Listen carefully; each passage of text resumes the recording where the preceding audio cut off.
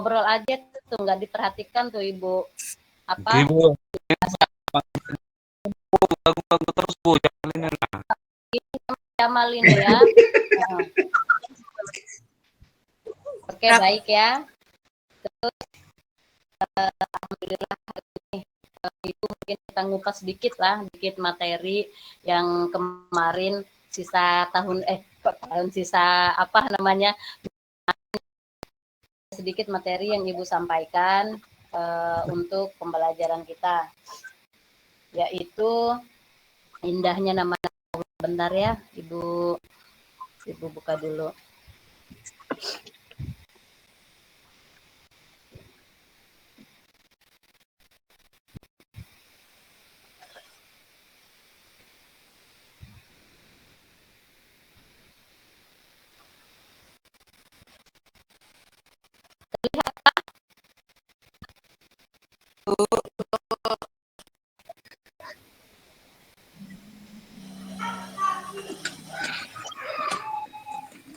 Sudah?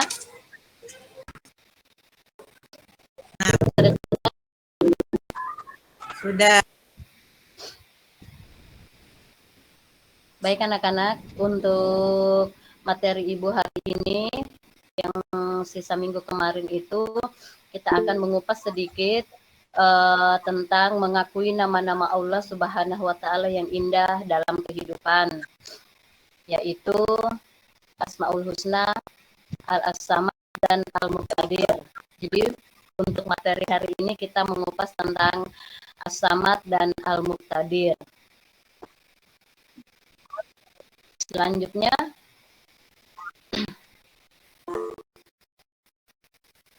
adapun bentar.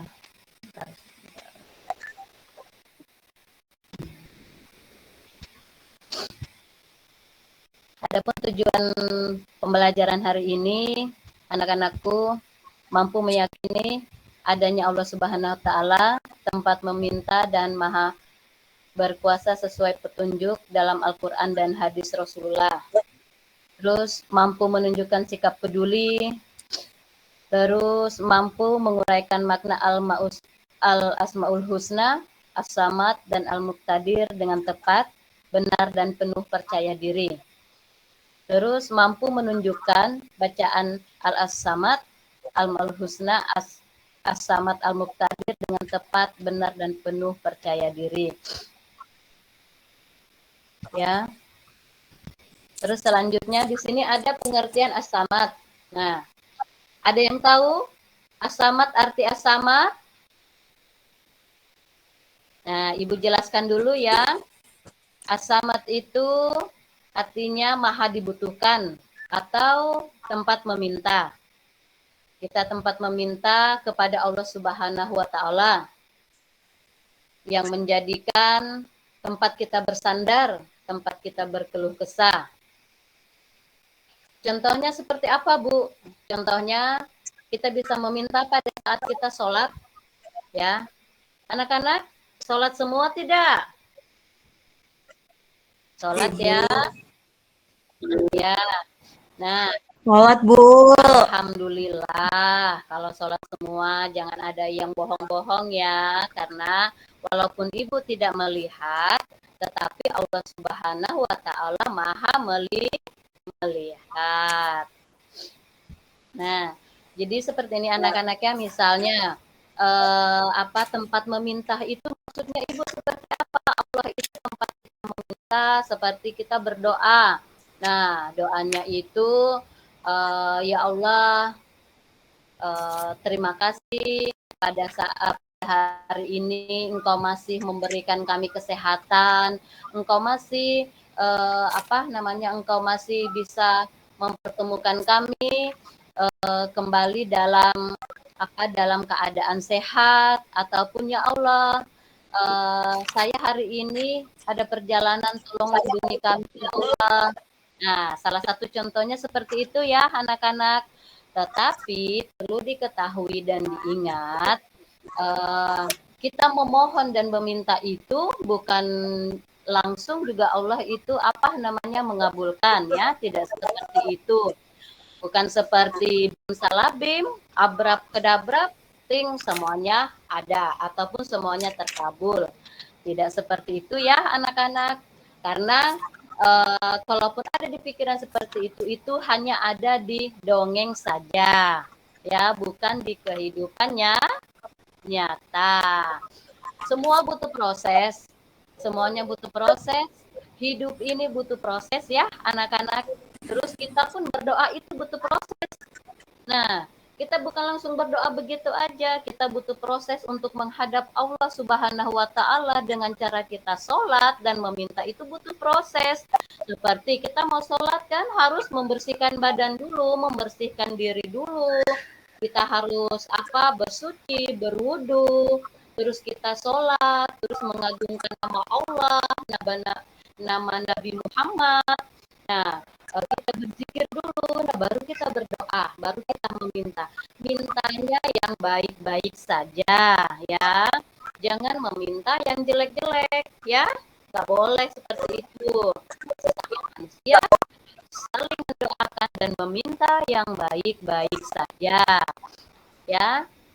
Sebelum Ibu lanjut di pengertian as-samad ini, teman-teman ada maaf, anak-anakku ada yang mau ditanyakan sebelum Ibu lanjut ke materi selanjutnya tentang pengertian as-samad? Lanjut, Bu. Baik, mengerti ya. Nah, untuk selanjutnya di sini ada dalil tentang as-samad. Nah, dalil as-samad ini ada di surah Al-Ikhlas ayat 2 yang bacaannya itu Allahus Samad. Nah, Allahus Samad itu artinya Allah tempat meminta segala sesuatu. Bu, ada yang bertanya, Ibu, saya kok minta sesuatu, saya sudah berdoa loh Bu, tetapi kok belum dikabulkan Bu? Kok Allah tidak mengabulkan Bu? Ya iya. Seperti yang Ibu bilang tadi, Allah itu bukan langsung mengabulkan doa kita. Itu butuh proses. Nah, Allah itu akan mengabulkan doa kita tepat pada waktunya nanti.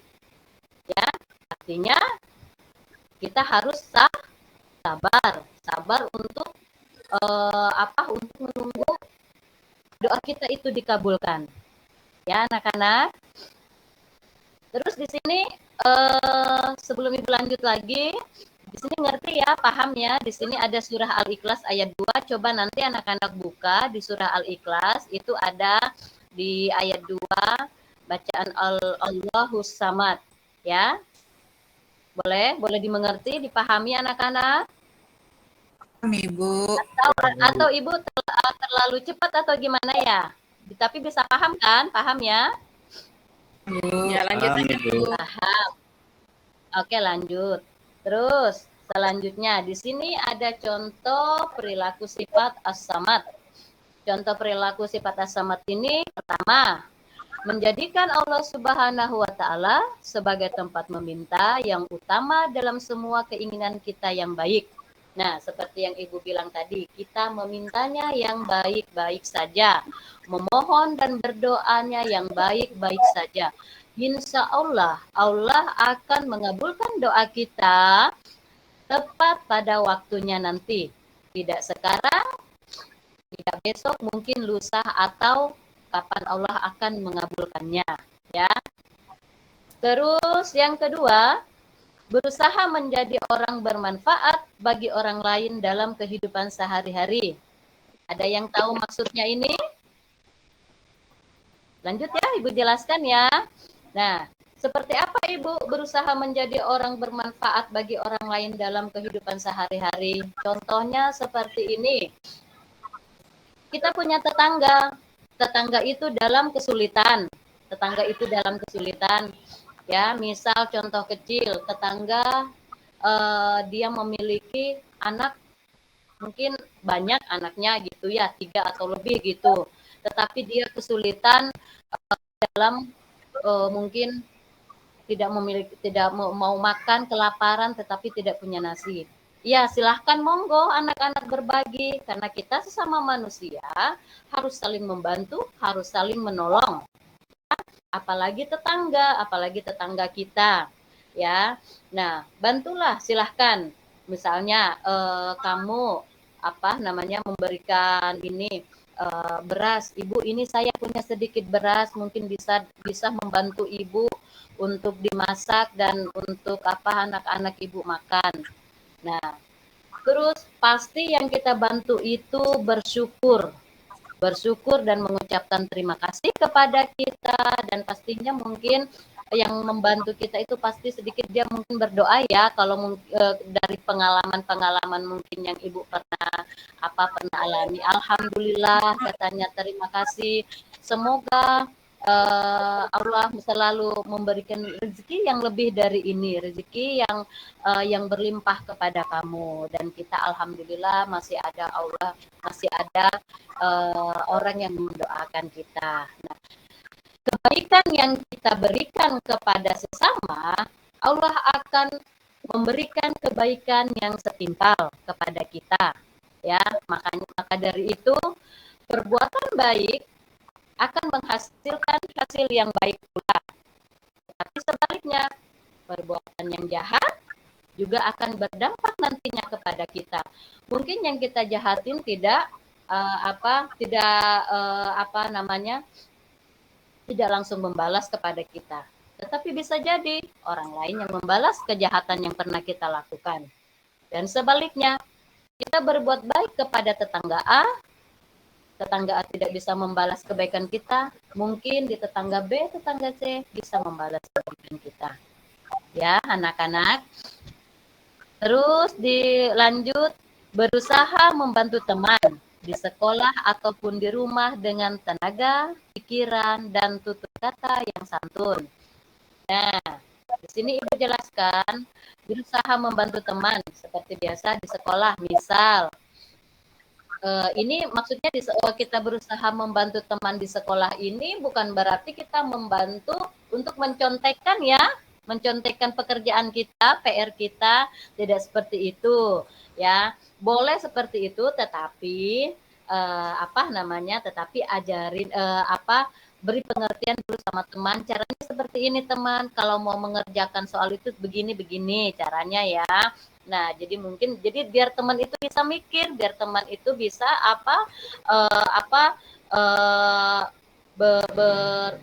punya inisiatif sendiri untuk mengerjakan PR-nya tanpa harus mencontek atau mencontoh temannya, ya.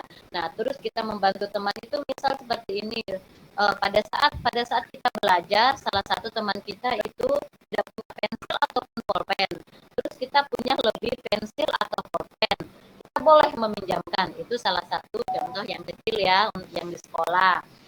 Nah, terus ataupun di rumah dengan tenaga. Nah, dengan tenaga misal seperti ini, teman-teman mungkin pada saat mereka tertimpa musibah, misalnya teman kita kebakaran atau sebagainya, kita tidak bisa membantu berupa uang atau atau semacamnya. Mungkin kita bisa membantu dengan tenaga, seperti contohnya, kita bisa membantu mengangkatkan barang-barangnya atau dan sebagainya, ya. Nah, terus dan satu hal yang perlu Ibu sampaikan juga, bertutur katalah dengan baik, bertutur katalah yang santun, ya. Karena tutur kata kita, ucapan kita itu mencerminkan kepribadian kita, ya. Itu perlu kalian anak-anak ingat.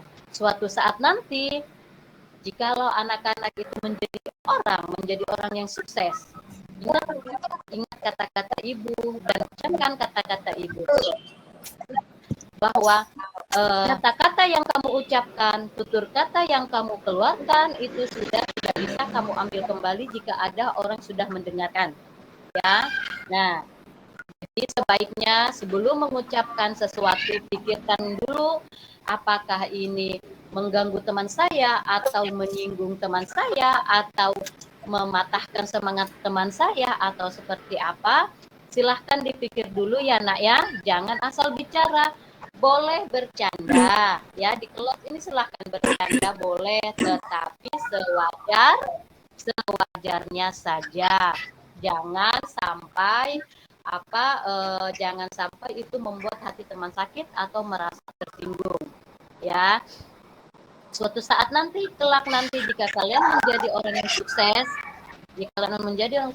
jaga ucapan. Jaga ucapan karena ucapan itu adalah cermin dari diri kita sendiri. Oke ya. Selanjutnya mohon maaf Ibu ya, mungkin asamat tadi sudah dipahami belum? Sudah ya? Sudah dimengerti belum anak-anak penjelasan Ibu tentang asamat? Sudah, Bu.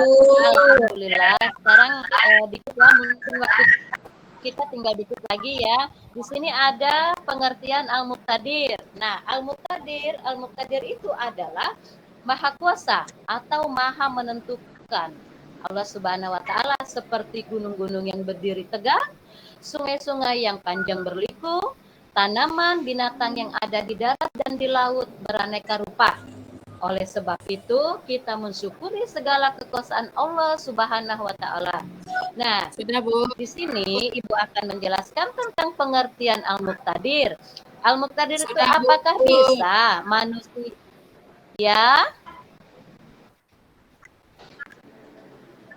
apakah bisa manusia itu menciptakan gunung? Apakah bisa manusia itu menciptakan sungai? Dan apakah bisa manusia itu bisa menciptakan tanaman atau binatang? Tentu itu hal yang mustahil bagi manusia. Nah, tidak mustahil bagi Allah Subhanahu wa taala karena Allah itu maha berkuasa. Jika dia berkehendak maka akan terjadilah kun fayakunnya. Ya. Nah, di sini Ibu tegaskan bahwa betul. Nah, bahwa al-muqtadir itu adalah maha berkuasa. Maha kuasa, Allah memiliki kekuasaan. Bukan manusia, tetapi Allah yang memiliki kekuasaan. Dan terbukti kita bisa melihat gunung yang tinggi. Itu sudah terbukti. Dan terbukti kita melihat sungai yang panjang berliku, terus dan terbukti juga ada tanaman dan ada binatang. Ya. Oke. Dan Ibu lanjut. Lanjut ya. Nah, di sini ada dalil tentang al-muqtadir. Dalil tentang al-muqtadir ini ada di surah Yasin.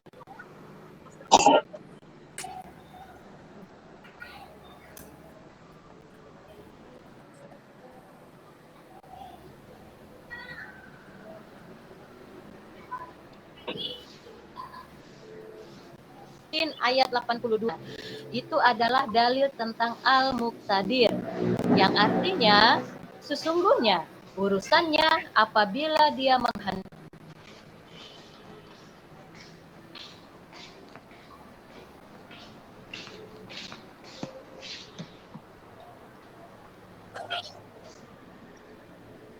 jadi berkehendak maka akan terjadi dengan kun fayakunnya. Oke, lanjut. Bisa dipahami di sini? Bisa, Ibu. Bisa.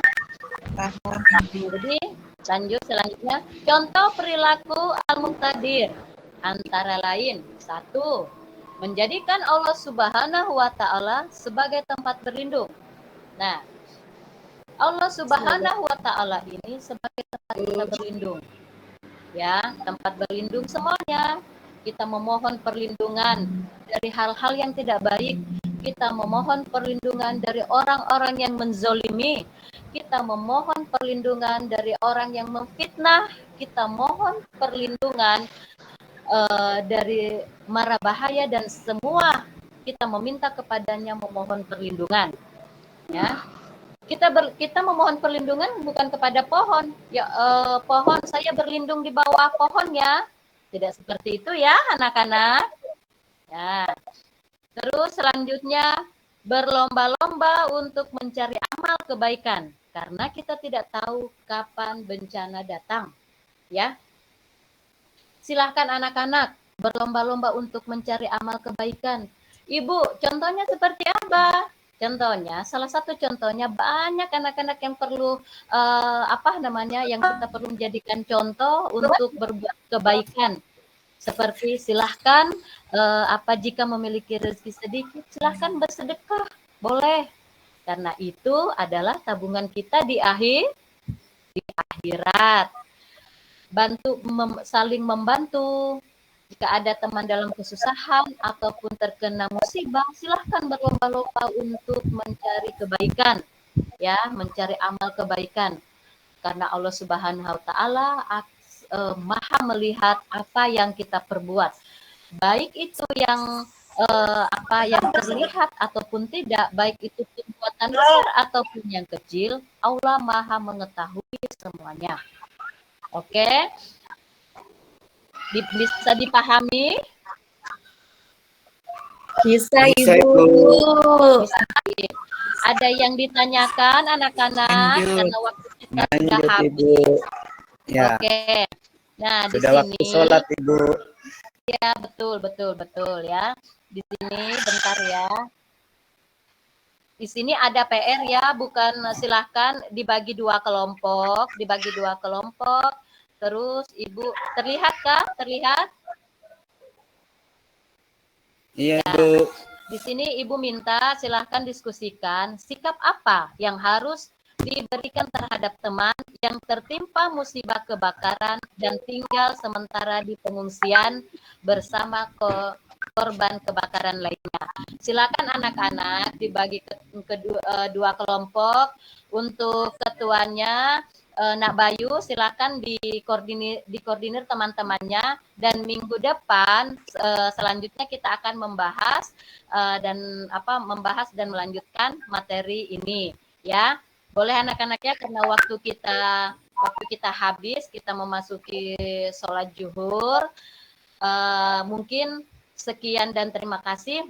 Semoga materi yang Ibu sampaikan ini dapat dimengerti dan dipahami dan dapat dipraktekkan dalam kehidupan sehari-hari.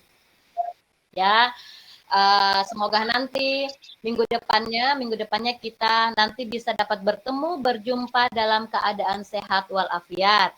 Akhirul kata, Assalamualaikum warahmatullahi wabarakatuh. Waalaikumsalam warahmatullahi wabarakatuh.